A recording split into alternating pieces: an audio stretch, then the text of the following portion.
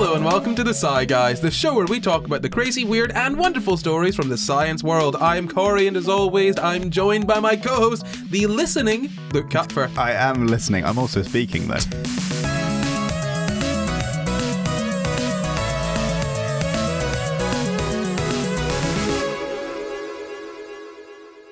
This week we're talking about...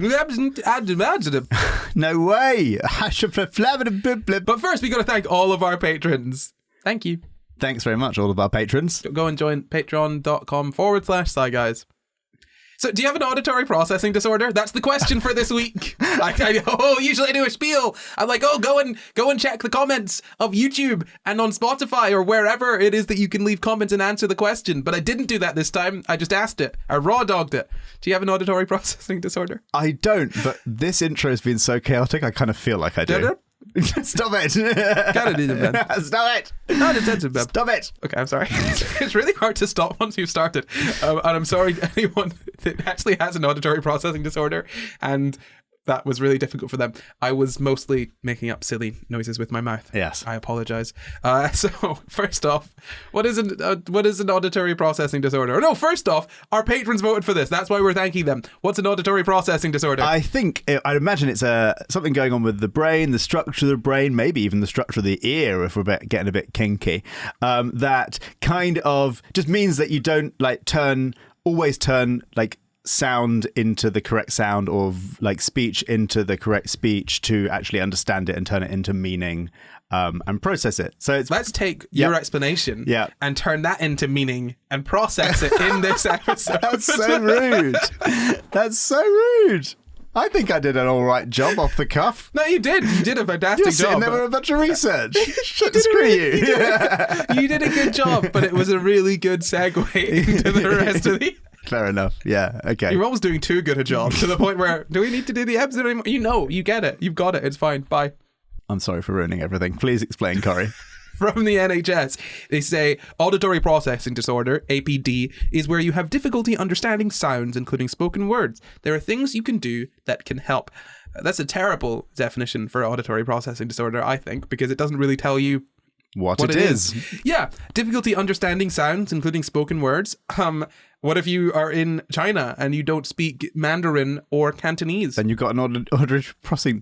Oh, God, I can't speak! Then you've got an auditory processing disorder. Yeah, you don't, by the way. I just want to be clear on that. So to be clear, an auditory process disorder affects how the brain interprets sound rather than how sound is carried through the ear to the brain. So it's not an issue in how your ear sort of, I guess, hears sound. Yeah. It's an issue in how everything else takes that sound that your ear has heard and tells your brain what it is the ear has heard. But it's the brain telling the brain what the ear has heard. Yeah, but the signal is being carried through the... Yes. The point here, the key point is that it's not a hearing problem. People usually have normal hearing if they have an auditory processing disorder. Mm-hmm. Usually. It's a disorder of how that is translated. So, to understand this, we need to understand how the ear kind of works. Do you know how the ear kind of works? So, you got an ear hole, and then you got a drum, and the drum vibrates, and then it moves a bunch of bones and hairs, and then that goes to your brain, and your brain turns it into meaning. I love you describing things. It's beautiful. You start off with you've got a hole and a dish. And you've got the dish on the side of your head. The satellite dish. Yeah, the dish. Pinna, but yeah. The ear dish. Okay, so the ear has three parts: the outer ear, the middle ear, and the inner ear. Very, very good. So sound waves will come into your ear through the ear canal. Yeah. At the hole. Yeah. From the dish. So the pinna is the outside fleshy bit. That does act kind of like a dish. Yep. Yeah. So sounds go into your ear. Through the hole, through the ear canal, yeah. And sound is just vibrating air, right? It's just waves of vibrations in the air. Basically, air pushing against itself, and that just continuing on, propagating throughout the air. Yeah, it's just vibrations. Yes. Okay, cool. So those vibrations go into your ear through the ear canal. Yes, and then they hit the eardrum. The eardrum will then vibrate, and then the eardrum then passes that through to the middle ear through 3 small bones. And then that passes on to the inner ear, which is filled with a lot of fluid. And there's also hair cells within that in the cochlea. So the vibration of the fluid vibrates those hair cells. This is an incredibly convoluted way to get sound to the brain. I kind of dig it. And then those hair cells trigger a nerve impulse, which then that goes to the brain through the auditory nerve. So basically, to go back through that, what happens is you get a sound. The sound goes into your ear. It vibrates the eardrum. That vibrates some bones. That vibrates the inner ear, which is some liquid inside this spirally thing that looks kind of like a snail. And the liquid inside that vibrates, which vibrates the hairs that are inside that. The hairs, when they vibrate, they send a little, they send a little signal to the brain. Signal. Yeah, through the nerves. And the brain is like, oh, wow, so many things shaking. Something is nearby or making a noise. That's how hearing works. But then how does that then how does that turn into meaning? Like there's a neural network going on there somewhere? So much. Yeah. It's like I was reading some of these papers and they were like, yeah, you don't really understand this unless you understand multiple different things. And I'm like, yeah, that makes sense. It's like a kind of multidisciplinary field because there are so many things that come into it. We'll get into that in a sec. So if someone has an auditory processing disorder, the sound will get into the ear canal and pass through the middle ear and inner ear as usual, but when it goes to the brain through the auditory nerve, so after it goes to the brain through the auditory nerve, there are some problems with how the brain figures out what's going on there. Basically, when the brain gets that signal, it's like, I have the signal! What does the signal mean? It's almost like, have you seen that video online called like, this is what English sounds like to non-English speakers? Yeah. And it gives you this, and also I have this occasionally where I'm like hearing someone speak from like the next room, and what you're basically hearing is like almost what the raw sound data sounds like without your mind adding on top of the sound data what the meaning of the words are. So you do, like Corey made a joke at the start of like, but like if you actually hear the sort of individual sounds of the English language but in structured in such a way that they don't mean anything, that's probably roughly similar to what it's like to have an audio processing disorder. Yeah, I guess. I mean, a speech one. Yeah, I mean, we can all probably kind of simulate this slightly, the experience of like, you know, when you hear what someone said, but like you don't know what they've said. Yes. That experience where it's like hamanabadab. Oh, hamanabadab. Hamanabadab. And like you're trying to figure out what the words there are. Or for example, I don't know, let's say when you hear someone and you think they're speaking English with an accent, and it turns out they're actually speaking a different language. Yeah. Or vice versa. You think they're speaking a different language, but they're just speaking like a heavily accented English. Yeah. And there's like, when your brain is trying to figure out and piece together what all the sounds mean, probably something like that, I would imagine. Mm-hmm. But then, I mean, again, coming into this is, do you ever hear like just voices and then you realize, oh wait, no, it's not like a muffled voice coming from somewhere. It's just like the wind or something. Do you know what I mean? Not that you hear like voices, but you hear something, you're like, is someone talking? And then you listen to it and you're like, oh no, it's just a sound. I have no idea what you're talking about. You've never been like, oh, is someone talking in the other room? And then not someone's talking in the other room. It's just another sound that you've kind of half tuned into. That ever happened to you? That specific thing, no. I can understand what you mean, but specific thing I don't know. My point is, you've never heard a sound and thought, oh, someone's talking. And then listened to it and been like, no, that's not someone talking. Probably. Jesus. I don't know. Okay, to be fair, this was happening a lot to me over the past month when I was on a bandwagon wearing noise-cancelling headphones. So okay. I could hear that the noise-cancelling was doing a real good job, but there was some other noises out there, and my brain was like, that sounds like people talking. And then I take it off, and I'm like, that doesn't sound like people talking. It's just all of the noise being garbled. Anyway, this was a fun tangent that's probably going to get cut. Yeah, so with an auditory processing disorder, essentially, you can't interpret the sounds properly in your brain. You know, there might be problems with how it's interpreted. There might be a delay, and it could then result in sort of not recognizing or understanding speech, even though you can hear it. You know, you can hear it clear as day. Technically, you just can't understand it.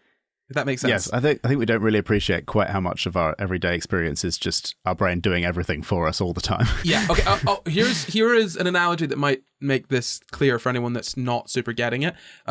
Let's say you've got a computer that's connected to the internet, right? Now, let's say the internet connection is, the sound traveling through your ear, and the computer screen is what you hear, right? Like what's represented on the computer screen is what you hear.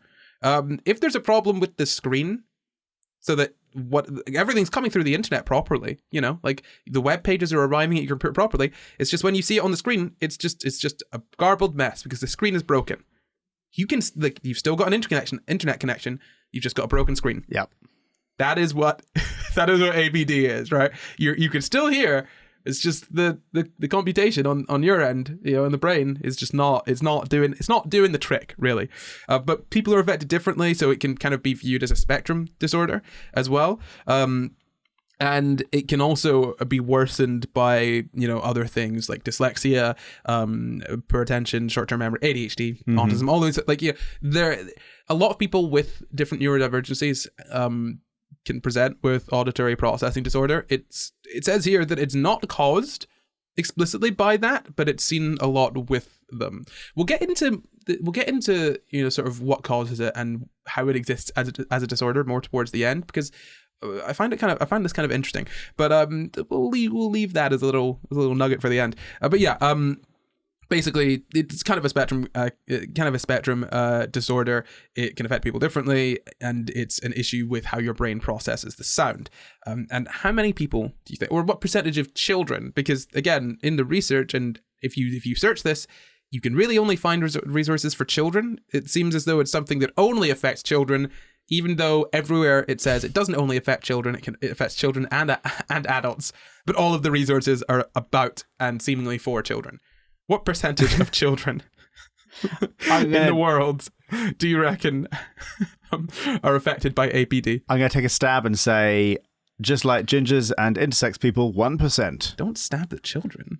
It's the gingers I want to or stab. Or the intersex people. The gingers, they're fine to stab. Yeah, well, it's, ginger on ginger violence. That's not a problem I care about. That's a show you'd like to see. Give me the Hunger Games, just with gingers. The Ginger Games. It'd be useless. It'd have to be set at night the whole time. None of them would go out in bloody sun. Free sunblock. That's the payment for being part of the Ginger Games. That's what you get if you're like, if people like you in the games.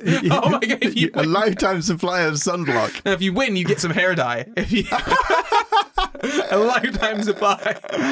Oh God. Look, Ginger, you can't be mad because I've got one. We've got our token Ginger here. Right here. We can make whatever I give jokes we permission want. for these jokes to be made in front of me. The same as when Luke makes so many racist jokes on the podcast. No. It's okay because he's got one. He's got one here, so let him do that. That's how this works. It's a little bit of give and take. Don't like this. So no, it's not 1%. It's actually closer to maybe about 3 to 5%. Although these are estimates. They don't seem to be based on a lot of good data. We'll get again to why at the end, but yeah, roughly about 3 to 5% of children have APD to some degree. Maybe.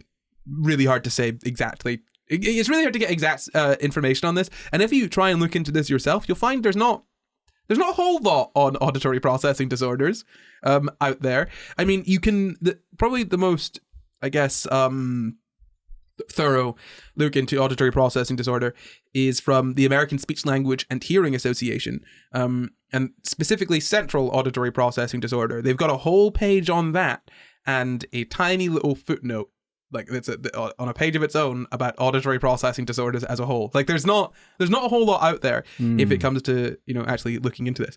But yeah, if we talk about the history of it, no one knows exactly when the term was first used. But Robert Keith was in the field longer than most people, and he apparently first heard it in 1973.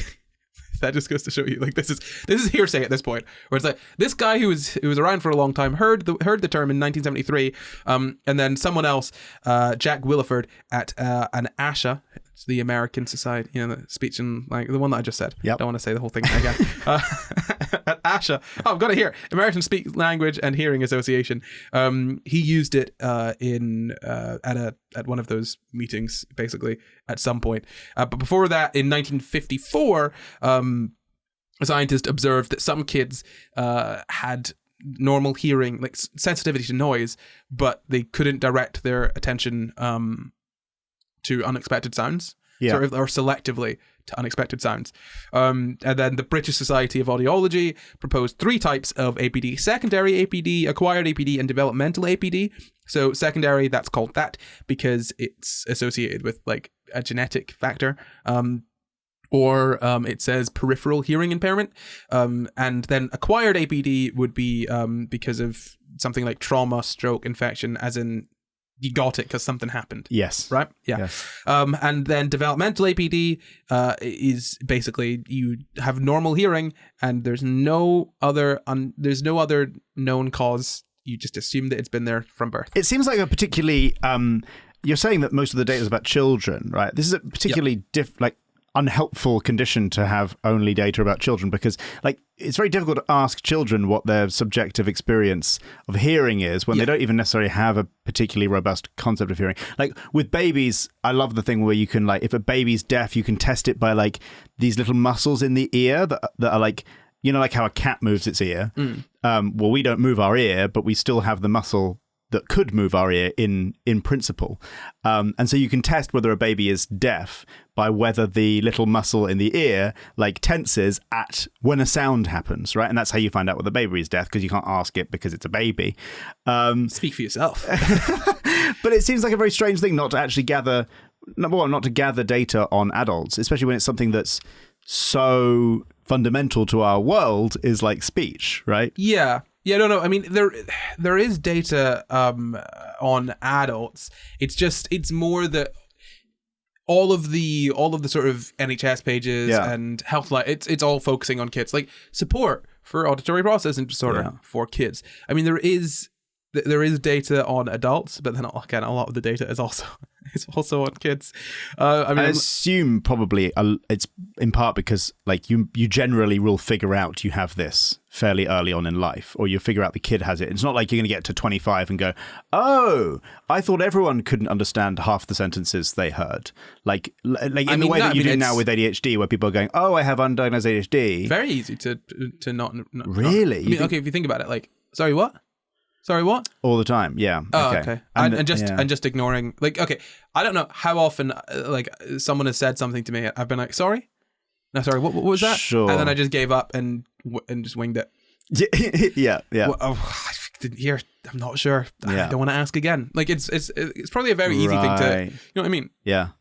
I mean, when it comes to, like, that sort of perceptive stuff, I feel like those things are generally incredibly easy to overlook because it's about your experience, and we don't talk about our experiences all that often. You know, like we don't talk about. I mean, we talk sort of about. We spoke of this in the aphantasia episode, right? You know, we talk about having a mind's eye and picturing things, but we don't ever explicitly say, I am actually able to see things when I imagine stuff. Like, you know, like I can picture them in my head, and it's almost the same as looking at it visually, right? No one says anything like that. No. We talk about inner monologues, but we don't we don't speak about them explicitly. We often speak about them sort of more metaphorically, you know, or you only experience them in fiction, and at which point they seem more like a narrative device than they do an actual way that people think. So we don't talk about these perceptive differences that we may have. And because we're so tuned in to, you know, like what you see, what you hear is everything about your experience, right? It really shapes and molds everything. And you take a lot of it for granted. You know, for example, if we were to find out that actually what you think is, I found out I found out like a while ago that I've got this backpack that I would say is green. And other people would say is blue. And we can't agree on what color the backpack actually is, but that's not something that you would ever notice. Yeah. Until you say, "Can you get the green bag?" And they're like, "There is no green bag. Do you want me to get the blue bag?" Do you know what I mean? Like you're not walking around being like, "This is this color.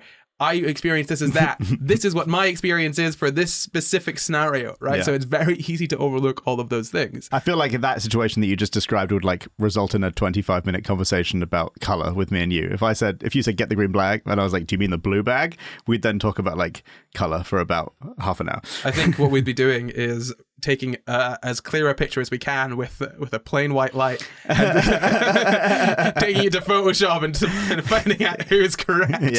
Yeah, absolutely, we would.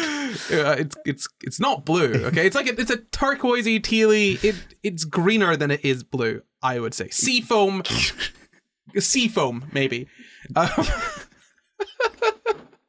No, so we don't really talk about the differences of our experience. And you mentioned ADHD there as well, which comes into auditory processing disorders. But what I find really interesting is, you know, executive dysfunction with ADHD. Mm-hmm. I would sit on my bed in a towel. And like you'd see Tumblr posts where it's like, how hard it is to get off your bed or whatever when you're wearing a towel and you're just stuck in a towel for an hour. I'm like, yeah, so relatable. And sometimes I'd be lying in my bed and be like, I need to get up. I'm thinking about getting up, but why is there a disconnect between thinking do thing and thing happen? Like I'd sit there and be like, move arm, move, yep. And it wouldn't. And I'm like, that's so interesting that there's a disconnect between that. And then it like, 10, 15 years later, I realized, oh, there isn't a disconnect between doing that. I'm just weird. Gotcha. Right? Like we don't talk about these things, which just leads to people not realizing that their entire perception or experience of life is quite different from other people's. Ding-a-ling-ling, is that the Advil? I thought it was my tinnitus, but it turns out it's the Advil. What is he ringing for this week, Luke? Well, today the show is being sponsored and supported, as always, actually, by our Patreon. What's a Patreon? Is that where people can go and pay for trees on something? That is not what it is. Maybe we'll do that as a perk one day. But for now, the Patreon is a place where people can go, people who love this show, like you, for example, can go and support the show existing. It's very complicated and expensive to make this show, and our patrons help it to exist. So we think you are very lovely for doing that. Yeah, if you've ever noticed anyone's name scrolling through at the end of a SCI GUYS episode, that's because they're our patrons, and we want to thank our patrons for helping us make this show. So to do that, we give them a whole bunch of things. Perks like bonus episodes and a different show and other things. What else do we give them, Luke? They get to submit topic ideas for the show for Corrie to consider, and then also those topic ideas go into a vote that is voted on every month by our patrons only. So they basically get to control us once a month. So if you really love SCI GUYS and you're not content with just sitting back and watching us natter on, you want to have a hand in the show, you want to be a part of it, go ahead and sign up to our Patreon because you can be a part of this show. Shall we get on with that show? We shall. So the signs and symptoms of APD usually starts in childhood, but some people can develop it later through trauma or other means. So symptoms of APD. Do you mean physical trauma or like mental trauma? I mean, I meant physical trauma. No, I'm genuinely asking. Because people pick up stutters and stuff, don't they? I ain't no head doctor. Okay. I don't know.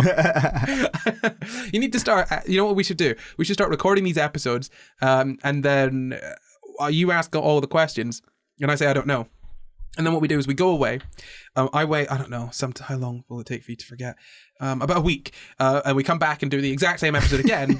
Again, by which point you'll have forgotten everything that has gone on in the episode. And I'll have all the answers to the questions that you'd want to ask. Yeah. And we'll look like so in sync. So well researched. I think what we should do instead is we should do that for a few episodes. And then that is in the background training a AI model of you and me. So then AI Corrie does the episode with AI me, and then AI me asks all the questions, and AI Corrie then does all the research and adds that research to the bottom of your notes, and then me and you do the real episode. Are you basically just saying we should get AI to do the episode and then we just record it?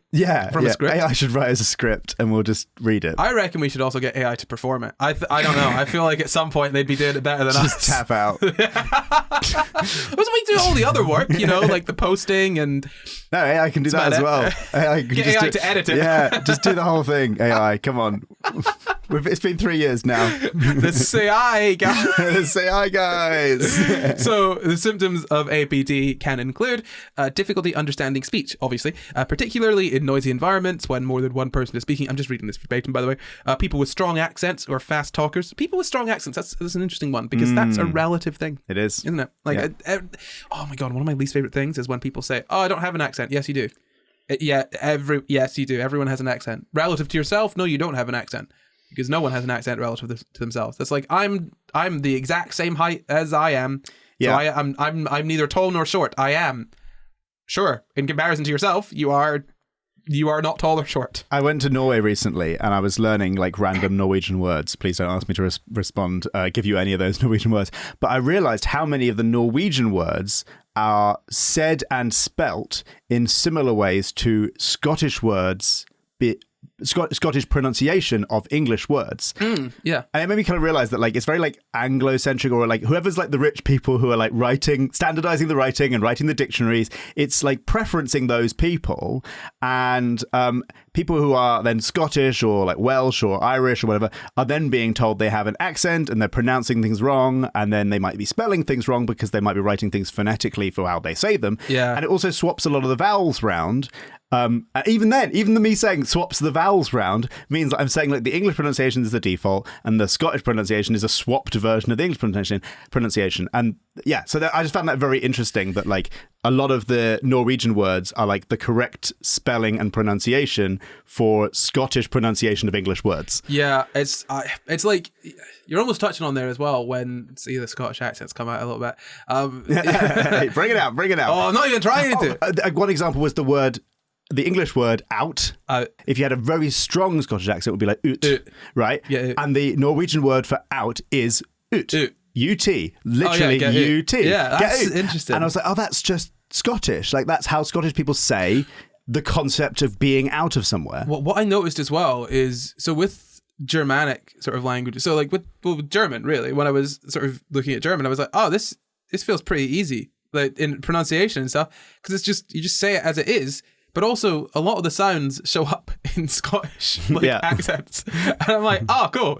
Great. I can just slip right into this. And so many of the German words, because, you know, they come from the same sort of root language as a lot of English words, are basically just Englishy words, but with a different sort of pronunciation on them, right? Like, you know, just as into how language evolves over time. And, you know, words will sort of migrate and sounds will shift to being slightly different sounds. So, you know, a D and a Z are not actually all that different sounds in the context of certain words, or like, you know, an F and a V, things like that. There's a lot of German words that are basically just a couple letter off. Like, okay, so father in German. Vater. Yeah. It's like, it's the same, it's the exact same kinds of sounds. It's just slightly shifted, you know? Or like mother as well, like Mutter. Like they're all very bloody close. You can see how they probably came from the same place and just kind of got deconstructed over time. I find that super interesting. But with Scots, it winds me up when people mix in Scots with English, because Scots is an actual language and people are like, oh, they're not talking properly. It's like, no, they're talking properly, you just don't understand what they're saying. Like, yes. Or people like, there's a lot of similarity between some Scots words and some English words. People are like, oh, they're saying that wrong, they're saying that English word wrong. No, they're saying the Scots word correctly. That's what they're doing. You know, you're right, there is very much a view of like, this is correct, but when it comes to language, there is no correct. It's just what people say. Wow, look at us, leftist elites. I'm a righty, actually. Tearing down the establishment. I'm a righty too, but you always tell me I seem like a lefty. You do seem like a lefty. You do seem left-handed. To clarify, we're talking about our hands, not our political affiliations. I mean, I'm actually a big old Tory, but you tell me I seem like a socialist. I mean, this is a Tory podcast through and through. Oh, absolutely. We voted for Boris Johnson as many times as we possibly could. We stuffed those ballot boxes, so we did. Yes, Boris. They did wrong by Boris. Bring him back. I swear to God, I would make a joke about bringing back Boris, but that is honestly one of my worst nightmares. I see that is fully one of the easiest ways for the UK to just slide. Whoop. Oh wow, we're doing a fascism now. Just bringing Boris back, having him be a big old figurehead. I don't know. He'd make a good fascist leader. That's all I'm saying. That's all. He would though, right? Yes, he really would. Not that I applaud it. Just recognizing it. So, other symptoms of APD. So we were saying difficulty understanding speech, particularly in noisy environments when more than one person is speaking. So if you got it and you're listening to this podcast, sorry. Or people with strong accents or fast talkers, again, sorry. With similar sounding words, Yeah, that we do that a lot. Basically, you don't really want to be listening to podcasts and spoken instructions. So, for example, go like this podcast on all of the platforms and follow and subscribe. People with APD might not be able to follow those instructions, but if they can, they should. Prove me wrong. Some more symptoms. Frequently asking people to repeat what they've said or responding with words like huh or what. That's such a funny way to describe, like, oh, this is a symptom. Saying what? Huh? What? Huh? Yeah. I know someone with, Wow, very likely with an auditory processing disorder, and it, like, every single time, I swear to God, it almost gets to the point as well where it's like you whisper something, and because they've not quite heard it or understood it, they'll try and figure it out, and then they'll repeat it back to you at like full volume, and it's like, I was whispering to you for a reason. Oh gosh. Yeah. Oh no. I was in the shop the other day, and sometimes I'll use a BSL to communicate silently because most people don't understand BSL. So I'll just, like, you know, finger spell some things quickly. There was an awful smell. Like someone must have come up like next to us, and they smelled really awful. And I was trying to figure out if it was just me imagining this bad smell or whether it was someone around us. So I was like,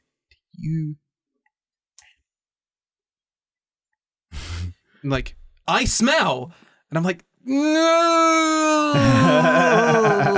Oh God. Yeah, it was.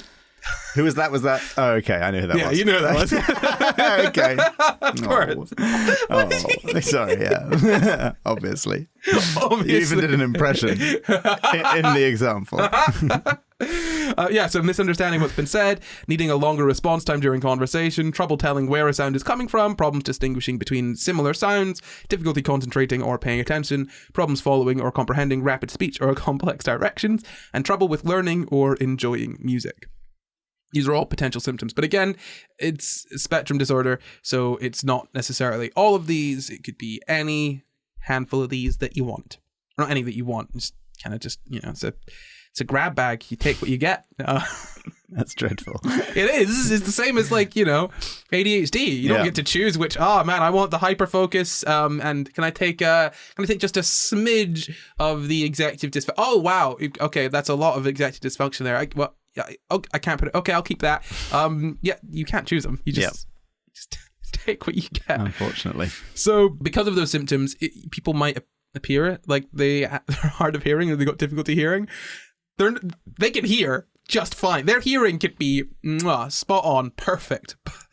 But the rest, it's in their head.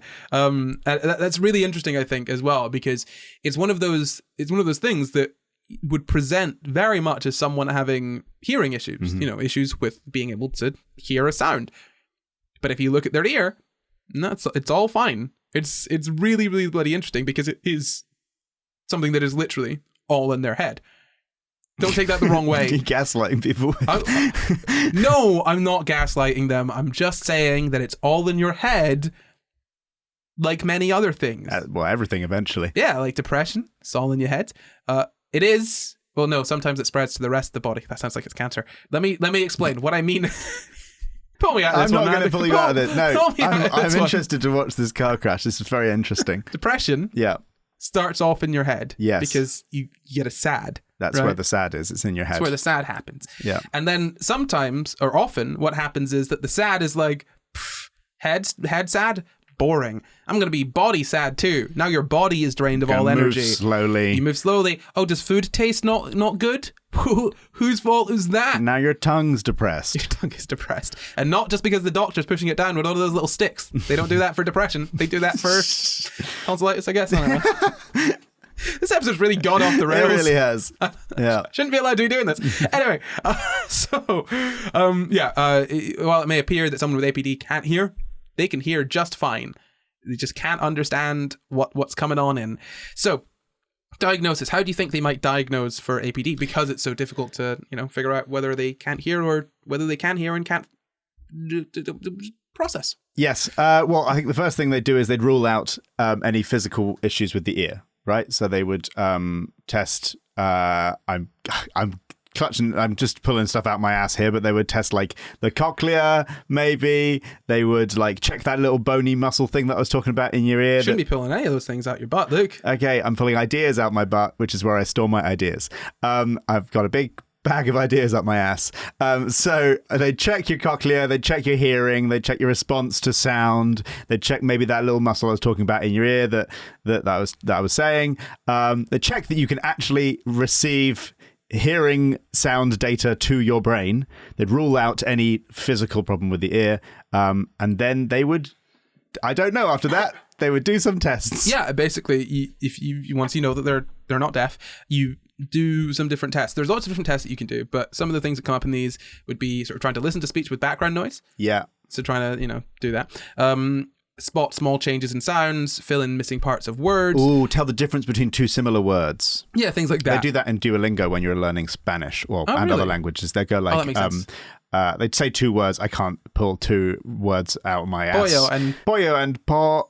Oh wait, hold on, no. Pero and pero. Yeah, pero and pollo. Yes, exactly. No, pero and pero. Butt and dog. Oh, butt dog. Spanish people are going to be really... I feel the need to explain myself here. Spanish people are going to be very upset with me in the comments for pronouncing their language so poorly. There is a difference, to anyone that doesn't understand, because I pronounce it really bad. There's a difference between the words perro and Perro. Yeah. I don't know if there's the right R pronunciation. There's two different ways to pronounce the R. One of them you roll, the other one you don't as much. They mean different things, different words. Butt dog. Jesus. Okay, continue. So like that, they would like, I would guess one of the ones would be like distinguishing between two similar words to check if there's something going on there. Yeah, stuff like that, basically. And there's some other tests as well. So they might put electrodes on your head to measure how your brain reacts to sound, speech and language tests, and then memory problem solving and concentration tests. Because bear in mind, it might not be that you have trouble interpreting the sound in your brain, like the processing is an issue. It might just be that you have some other like learning disability that's causing this, or attention problems that make it, that you're just not paying attention to the sounds rather than not understanding them, which I do a lot, to be honest. Like I just don't. Oh man, I don't listen. Well, the experience I've had come up in my head whilst we've been talking about this is the experience, which I'm sure you've had, where you hear someone say something, and then you don't understand it, and then you ask them to repeat it, and then before they start repeating it, you then understand it. What? Like, no, don't do that, Corey. Ableist jokes. But that experience, like where your brain, there must be like either it loops back in your brain and you like re-evaluate it, or there's like another part of the brain that takes longer to evaluate the speech. It goes to a different area. Yeah. I don't know. With me, it just feels like I'm trying to figure it out.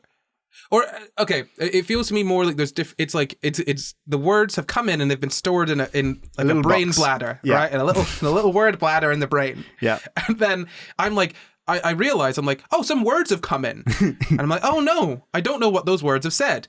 But that's only because they've not been released from the little bladder where it's like, words have come in. Yeah. To the bit where the processing's done. And so I'm like, oh damn. Luke, what was it that you said? And then as you start talking, it's like, you want to understand because there's more words coming in? Okay, push through. And it's like, I understand the words. Stop talking to me.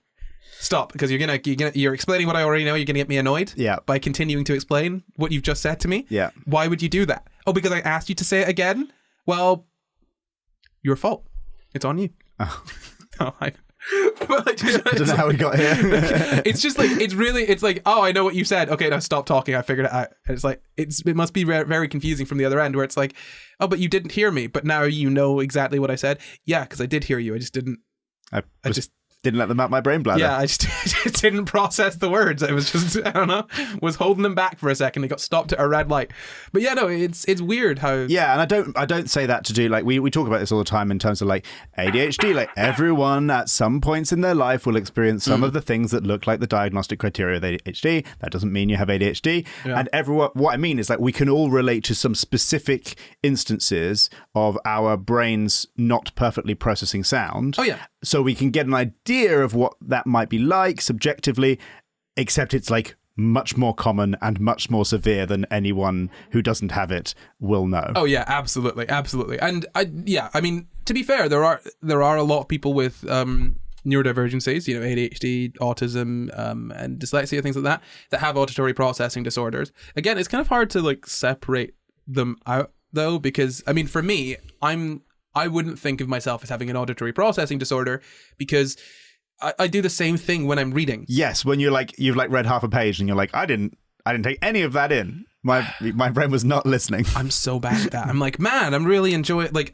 there was one book that was a good book. It was interesting, but I had to put a lot of mental effort into reading through it, like genuinely sort of like really picking apart each sentence.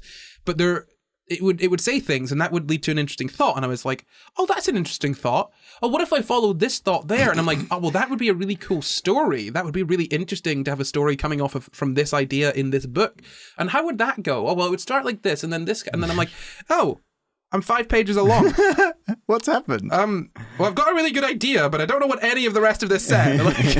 Like I'm still reading it whilst thinking and not even realizing that and I do it with like, I'll be watching something. And like, oh man, if I'm a little bit tired, I'll be watching something and then it'll make me think of something and I'll just get lost in thought whilst watching the thing and not realize that I'm not taking in any of the information. This isn't like an audio thing for me.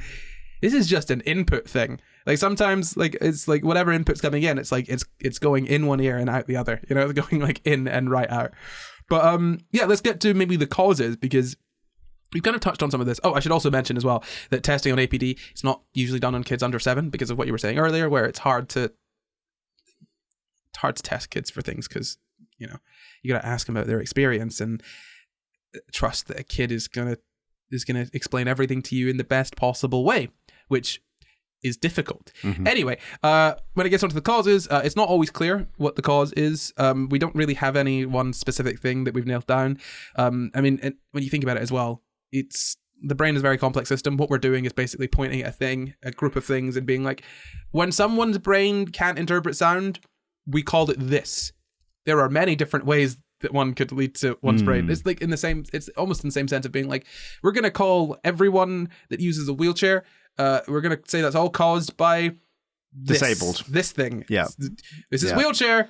And it's like, well, what's the reason that someone is using a wheelchair? Are they ambulatory wheelchair users? Are they like an amputee? Is it like a degenerative condition? Is it a congenital? What is it? You know? Yes. So it is. Correct.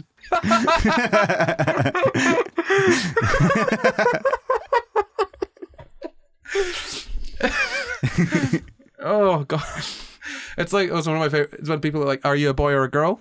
Yes, I am a boy or a girl. Which one? Yes. Yeah. I just realized that would be a great response when I have a child, and someone's like, "Is it a boy or a girl?" Yes. Probably. We'll find out. Well, it's bound to be one of those two. Statistically, it's one of them. Indeed. But we're not ruling out any of the other options. It could be anything they want to be, but they're probably going to be one of these two. It's a baby. So some things that can cause APD are delays or problems with the development of the area of the brain that process sounds, genetics. Some parents say that they had similar problems to their kids when they were young. Basically, it could just be down to like different ways that your brain is like wired as well, sort of thing. And that could come from like sort of having lots of ear infections in childhood, and that would impact how the signals were like sort of understood or sent to your brain and therefore interpreted. So then your brain learns to understand sound in this particular way. And you know what I mean? It's almost like if you imagine how lots of eye infections could damage your eye, right? And that can affect your ability to see by damaging your eye. Lots of ear infections could damage your ear. Yeah, sure. And that doesn't necessarily have lasting damage on the parts of your ear that take in the sound, but it does then have an effect on the way that your brain understands the sounds, because it's been getting structured to compensate for that. Exactly. And then if you remove those things, it's not going to restructure automatically. Yeah, especially if you've grown up. Exactly. If you're used to walking in like high heels all the time, right? And then suddenly you're no longer in high heels. Well, you're going to struggle. You've probably done that the other way around. But, analogy. Some things you do one way and then have to do different way. Difficult. What we're saying is dressing babies up in high heels exclusively is not a good idea. Well, no. You want to give them some, nice flats to wear. You want to have a dressed down look. You can't have them being dressed up all the time. Oh, yes, my baby can be a drag queen look, but that doesn't mean that they can't have, a more relaxed look. People are going to be so... So there could also be neurological changes related to aging. Did I say that right? Did that come out right? Neurological changes related to aging. So neurological damage from degenerative diseases or infections or straight up head injury. You hit the brain enough and it's like, screw you. I'm not doing all of my jobs anymore. I think it's more that you like damage those areas, not that the brain's just like, no, you didn't treat me right. I failed to see the difference. The brain is scarred emotionally and physically, but mostly emotionally. That's the real kicker there. I'm fully joking. No. Lucas, right. I've just got Phineas Gage, the guy who had like a nail, like it was a railing spike. A railing spike, basically like a javelin, like through his brain. And I love the idea that the changes that happened to Phineas Gage, of which we did an entire episode, are because his brain went, no, I refuse. His brain was in a real bad mood, as opposed to the javelin that went through his face. The brain wasn't happy about the javelin going through his face, hence the change in personality. Please check out the episode. I'm very much joking. I do know better, okay? I do know better. He does know better. He just won't act on the information he has. So, God, I was going to say, no, I'll only act on stage and screen and wherever you'll have me. It's not what I... You're off the rails today. I've lost it. Just like Phineas Gage. As we said, recurring ear infections could also cause an auditory processing disorder or problems... basically perinatal problems, right? Or the problems during or after birth, lack of oxygen to the brain, low birth weight, jaundice, the usual things, that all of the things that are going to affect your baby if you've just had a baby, those things could affect it and make you have an auditory processing disorder. But yeah, basically just these are all different ways of sort of damaging or changing the, I guess, wiring is probably the easiest way of saying it, damaging or changing the wiring of the brain, resulting in it not processing information from the auditory nerve all that well. Now, what do you think there is in the way of treatment? Ooh, gosh. Okay, so the first thing I'd say is some form of like audio therapy, like physiotherapy, like retraining, right? Especially if in the case where your brain has sort of essentially been trained on data that was not helpful, like if you had an ear infection. But just like retraining the brain. It's called auditory training, yeah. Audio training, great. Yeah, auditory training, well done, yeah. I mean, you can't cure it, because we got to say off the bat, there's no cure, but there are things that can, help ease symptoms and whatnot. So yeah, the training, which would be just improving listening and concentration. You could do it online, you do it with a hearing specialist. Basically your brain isn't naturally very good at this thing, and you can try and strengthen those connections in that particular way, depending on, of course, what the root cause is. You could also like try and get rid of background noises. So there's things like wearing wireless earpieces that connect to like the microphones that teachers wear. Well, we all did this, didn't we? We were in the pub with Elliot. So Elliot, our friend who's he's deaf. He's been on the podcast before. He's been on the podcast. You've seen him in the pod. To talk about deafness. And he talks, like, one of the things he does is there's like a built-in thing to the phone. Don't shut up. You don't shut up. Whoa, Luke. I know when it's my time to talk and when it's my time to remain silent. There's a thing on the phone which connects to his hearing aid where we can talk into his phone microphone and it comes through his hearing aid. And you can also do this on the headphones that Apple makes. Mm-hmm. So we all sat in this incredibly horribly loud pub with our noise cancelling headphones in to get rid of the noise and talking to each other via our various phones. And it just meant for a really wholesome, like Elliot thought it was really sweet. He was going to make a TikTok about it because he was just like, this can actually help. He did, yeah. This technology can help people who are not hard of hearing as well, which is really cool. Oh no, it's great. Like I realized this as well. The noises can be such a bloody issue. Like the background noises can be such a... I was at a party the other day, and I was having a good old time.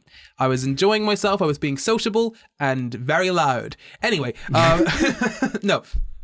I met someone there, and I noticed they were wearing those little... Have you seen those little sort of earpluggy things? Where you can turn the volume down on the world. No, it's literally just little tiny little earplugs that aren't like full earplugs that block out everything, but they're little earplugs that kind of look pretty cool.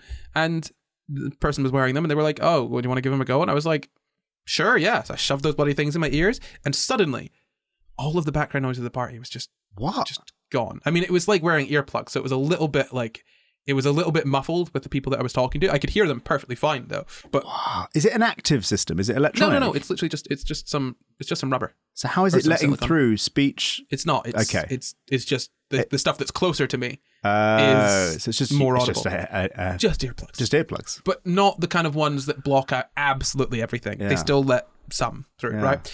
And I feel like peaceful just thinking about that. That sounds lovely. I swear to God, I'm going to, we should get some. We should just get some for ourselves, because I love parties. I like going out and stuff, but what I can't stand sometimes is when there's so many noises.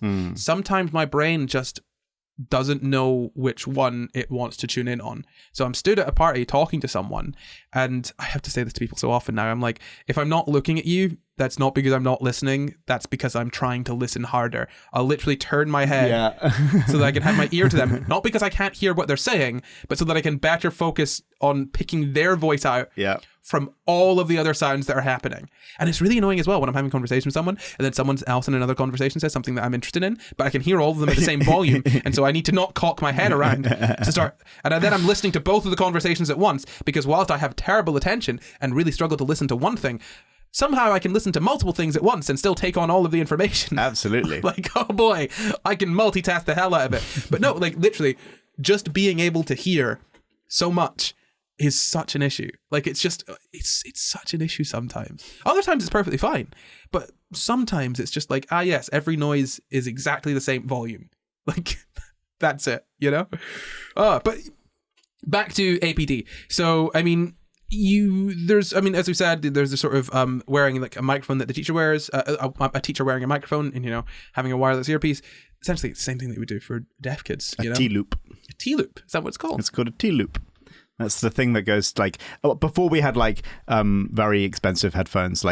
Deaf people could have they could tune into essentially a wireless broadcast from a church preacher. That's where I had it. We had it at our church, and it's essentially a little almost like a radio broadcast that the whoever it is, preacher or concert or whatever, is able to do just inside the premises, and you can pick that up on your hearing aid. I don't know if it still happens. I don't know if it still exists, but that was standardized technology for deaf and hard of hearing people. Pretty cool. Yeah. Oh, and do you know what? As you're saying that, I kind of want to add in something that people don't necessarily think of when they're thinking about hearing aids. Elliot spoke to us about it on the episode that we did with him. But hearing aids take effort for a lot of deaf people. If you think about it, if your brain isn't wired to interpret sound all that much, especially if you're deaf, but you still have some level of hearing, so you can still interpret some sounds. Because bear in mind, hearing aids don't change what your ear can do in terms of hearing. They just stick a little amplifier, a little speaker right in there, and just play it way louder. Scream at you. Yeah, it's it's very much not a high. They're high tech, sure, but it's very much not as high tech as you might think. It's functionally a speaker and a microphone and some other stuff in there as well. It is more complex than that, but yeah, so it's interesting because it could take a lot of mental effort to have to interpret that sound. It's rewiring your brain to an extent to be more attuned to picking out sounds. And I feel that it's somewhat relevant to auditory processing disorders because it's demonstrating that hearing isn't just as simple as hearing a sound and knowing what it is. You've got to. If you think about throughout your whole life, you've built up an entire library catalog of sounds that you sort of recognize. Do you know what I mean? Think about a kid hearing sounds that they've never heard before. There's so many new sounds to hear, right? But you hear a sound now and you're like, oh, I know what that is. Oh, that's a car starting. Oh, that's a siren. Oh, this is a computer. This is this specific brand of computer. Oh, this is a phone vibrator. I've been thinking about this recently, right? Do you ever feel your phone vibrate in your pocket, but actually it was just it wasn't your phone vibrating, it was maybe a slight vibration from your jeans or something. Yeah. I noticed that quite often. And it got me thinking, right? Have humans always responded to vibrations like that? Because it's a relatively new thing for a phone to be on you all the time and to just vibrate, and that means you check that specific thing. What like was that something we'd always have some kind of response to? It's probably that what I get sometimes is like a phantom, like a little bug. Like I think there's a bug on my hand or my leg. So it may be that we have that, like we're like attuned to paying attention to whether there's a bug on us that we need to get off of us because it might give us an illness. I'm not saying it's literally the same thing, like the same circuitry being used there, but like there are other things in the past where we would have phantom sort of vibrational feelings on our limbs and go, and that gets our attention, right? Yeah, I suppose. I just mean like there's no other experience I can think of that is remotely similar, nature-wise, to a phone vibrating in my pocket. Whereas a phone ringing. Yeah, like, babies cry and we make loud noises and sirens like almost imitate like baby crying, right? Where it's like a high-pitched noise that is like long and consistent. It's like, it just goes and then it's, like it's a long drony But even sort that of thing. Doesn't really exist in nature. We don't have alarms in nature. But my point is that a lot of alarm sounds, they use, they're similar to sort of baby cries in a way, right? Where they cut through. Think about a fire alarm. That's a high-pitched, annoying as hell. Like, that's so annoying. And it cuts through. Yeah. And it's basically going into your brain. It's like, okay, what noise really bugs people? This. Yes. Well, that's the thing I was going to say is that there's a lot of science behind ringtones, and I imagine also behind the vibrations, which are like the physical equivalent of a ringtone, which is like, it's not just that you make the phone vibrate or that you make the phone make a sound. There's specific, like, if we do this many staccato beats and then this long a pause and then this many staccato beats, that cuts through our perceptual filters, right? And so there's a bunch of science on alarm clocks and which type of alarm in which specific pattern is going to cut through sleep better. So although we haven't evolved to have like vibrations be there, or we haven't evolved to like pay attention to ringtones, it's almost the opposite. We've designed ringtones and we've designed vibrations on phones to hook into some other evolutionary circuitry. Oh yeah, you know what I mean? yeah. No, I get you. Yeah. My curiosity is solely, what is this root? What is the sort of root response to vibrations? Like, where is that? Like, as in, like a phone vibrating, right? What is that tapping into? Where does that like come from? I don't know, and maybe we don't know. But I think it's the dopamine. I think it's the fact that like, so this is like the theory behind Facebook, and the theory behind a lot of things is like that the unpredictability of how much of a reward the notification is going to give you makes you more addicted to Facebook than if it was always good and predictably always good. And so I wonder if like you're on the lookout for a dopamine hit in the form of a vibration. And so you're constantly anticipating it. And if something is vaguely like it, your brain assumes it is that because it's so much dopamine when you get a nice notification. So that would be then that the vibration itself doesn't mean anything. We just associate the vibration with that potential. And what you're saying there is like, the dopamine, if it's inconsistent, the reward, then you're more likely to seek it out. That is, there have been experiments done with rats and pigeons. Yeah, to show specifically that, where it's like if you have, say, a rat or a pigeon complete a task, like pressing a button, right? Something that they can do. They're very smart. Rats, pigeons. No, pigeons are smart. Pigeons are smart. Buttons, yeah. Yeah, they pressed it. Like they pressed it with their beak, with their face. Yeah. Okay, so if I press a button with my mouth, did I kiss the button and not press it? Yes, you did. I think pressing is a hand. You have to have a hand for pressing, or maybe a foot. Okay, well, what about a pressing concern? Does that have a hand? This is a linguistic point you're making. Yes, Luke. What about pressed apple juice? Do they have hands? Yeah, well, they did originally press apple juice with their hands. Do they still press apple juice with their hands? No, they use robot hands. Okay, right. We're not getting at this one, so I'm going to continue on with my point. They got pigeons and rats to press buttons, right? Yes. So if you get if you get them to press a button, do a task, right? And then you give them a reward for that food, this thing that they like. If you give that same reward every time, they won't be pressing the button all that often. They'll press it and then they'll be like, okay, that's enough. But if you sometimes don't give them anything, almost paradoxically, they'll press it more because they're like, I want the thing. Yeah. I want to see if I get the thing. Did I get the thing? As it approaches 50%, that gets even more like frantic. 25% and 75% are roughly the same. 50%, the most unpredictability is like the most erratic you can be.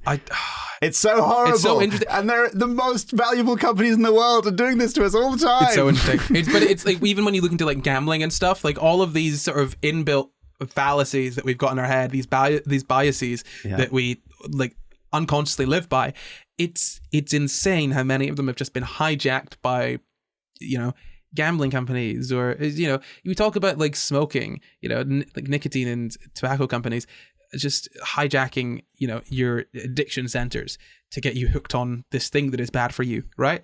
Yeah, sure, that's bad. That is bad. But why don't we look at Raid Shadow Legends for a second, huh? This episode is not sponsored by Raid Shadow Legends because we have principles. Yeah, the most money I ever turned down for a spawn was for one of those apps. How much was it for? It was for... I'm going to silence what you said and cover your mouth, but Jesus Christ. That really hurt, but I just couldn't do it. Yeah. I just couldn't do it. Look, I mean, okay. So unethical. The way that I view Raid Shadow Legends is that if you have a certain number of subscribers, or I can see you're getting other spawns, you're doing well. I honestly, I kind of like, I'm like, you should, if it seems like you would be able to say no to it and it not significantly impact you, I feel like you should be saying no to it. For other people where it's like, yeah, you need the money, by all means go ahead, do we need to get that bag, do what you need to do, right? If you absolutely need it. But like, it's basically just getting kids hooked on gambling. Exactly. And I also had a friend who worked at one of these companies, and basically it's something like 99% of the revenue comes from 1% of the users. And they had one user at one of these companies that was spending like hundreds of thousands of pounds on this gambling app, and they, you know, trying to be even a vaguely ethical company, they did call her up and go, are you okay? Like, are you like so insanely rich? And she actually wasn't that, like, she wasn't that well off. Like, she had inherited some money and she was addicted to their app, and they were taking hundreds of thousands of pounds off of her for like in-app purchases.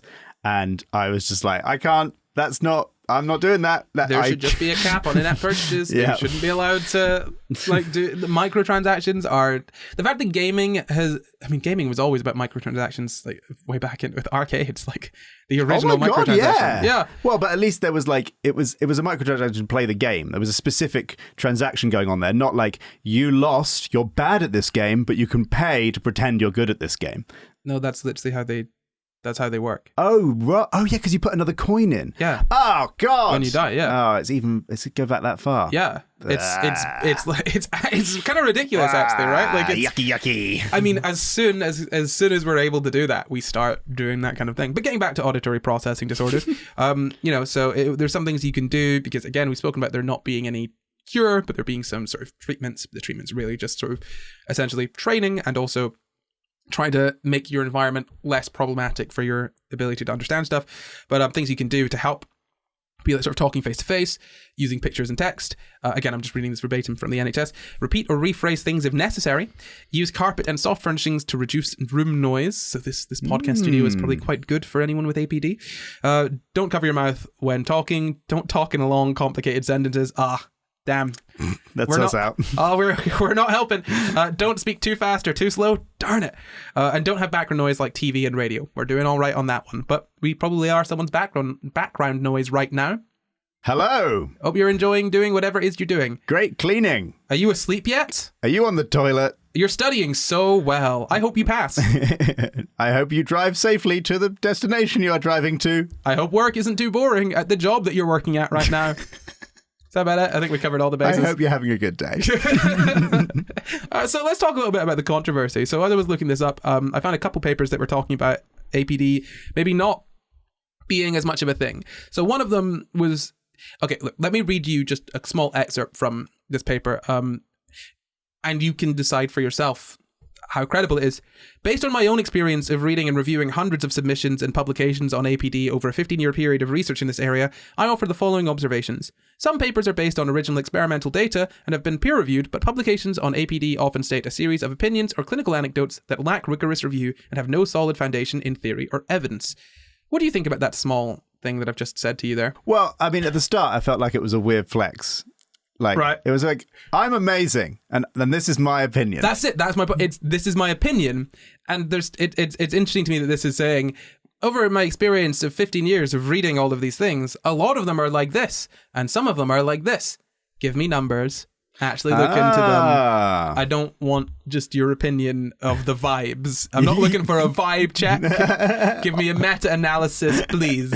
Right. Okay. Which I find it elsewhere, so I'm going to put it in the episode that, you know, it seems that, you know, APD being a thing in and of itself doesn't necessarily, we don't know how much it is the case. There was a study that found marginal differences between children diagnosed with APD and diagnosed with a different developmental disorder, so like dyslexia, ADHD and whatnot. Basically, the idea is that they gave them these tests to see how they sort of what the differences were between them, and there weren't many differences between how they sort of did on these specific sorts of tests, which might suggest that it's not necessarily a separate thing from these disorders. It's a symptom, not a disease. Yeah, but the results, they're not absolutely conclusive. Yeah. There are some.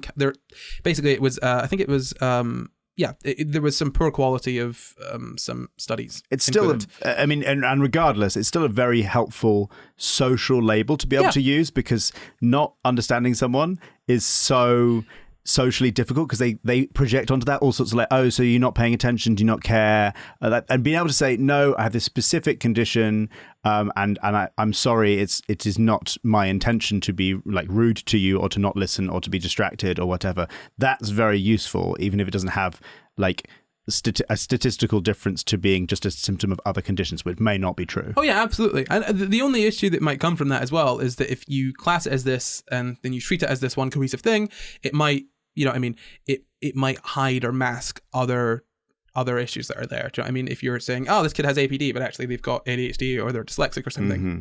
You know, but again, okay, yeah, fair enough. I mean, again, I'm not going to say like auditory processing disorders absolutely exist. Like, as in there are absolutely people that have trouble, you know, processing audio yeah. Or auditory information, definitely. But whether it should be classed under one big umbrella thing, it remains to be seen. As we were saying, you know, there is a lot of overlap between ADHD, autism, auditory processing disorders, you know, dyslexia. They crop up a lot in that. I mean, there's a lot of autistic people that have APD and with all of those different neurodivergencies. And so it's a difficult thing, right? Because you could understand how it might be arising because of these things, or, you know, it might appear to be arising because of those things. For example, if you've got ADHD, you've got poor attention. Yeah. It could be down to that, but then it could also be literally just not processing the audio properly. Yeah. Or it could seem like you've got poor attention when it comes to these things, when actually you're just not processing things as quickly as others. Mm-hmm. You know, it's a difficult one, but ultimately I don't think it fully matters. Personally, I don't think it fully matters whether it is or isn't specifically its own disorder or set of disorders.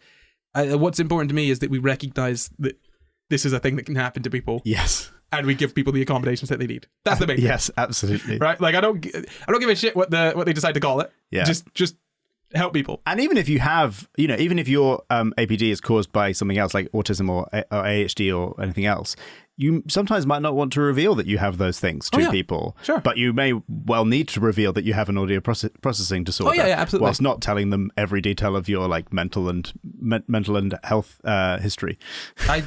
Absolutely. And I think that's a fantastic place to end. But there's one more thing to do. Oh no! It's the quick fire quiz. Dun dun dun dun. Shabla blah blah blah. So the rules for the quick fire quiz are the same as always. I'll ask one question. That's one question between you and the audience. If you answer the question before Luke, you win. What do they win, Luke? They win some therapy for their audio processing disorder. Well, actually, no. The loser gets that because they didn't process the question quickly enough.